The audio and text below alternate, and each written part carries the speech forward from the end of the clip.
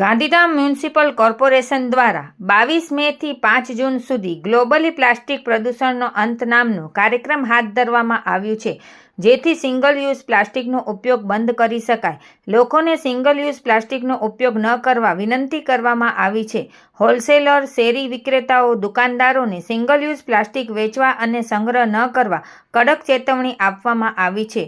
ઉક્ત ઝુંબેશના ભાગરૂપે Gandhidham municipal corporation દ્વારા ડ્રાઇવ હાથ ધરવામાં આવશે. ત્યારે સિંગલ યુઝ પ્લાસ્ટિકનો ઉપયોગ, વેચાણ અથવા સ્ટોક કરનાર વ્યક્તિને પ્લાસ્ટિક કચરાના વ્યવસ્થાપન નિયમો 2022ના પ્રતિ ઉલ્લંઘન મુજબ દંડ કરવામાં આવશે અને તેની સામે કડક કાનૂની પગલાં લેવામાં આવશે, જેમાં શેરી ફેરિયા માટે ₹500નો દંડ, રિટેલર દુકાનદાર માટે ₹1000નો દંડ તથા પ્લાસ્ટિક બેગ વેન્ડર માટે ₹5000 અથવા તો 200 પ્રતિ કિલો જે વધારે હોય તે દંડ નક્કી કરવામાં આવ્યું છે.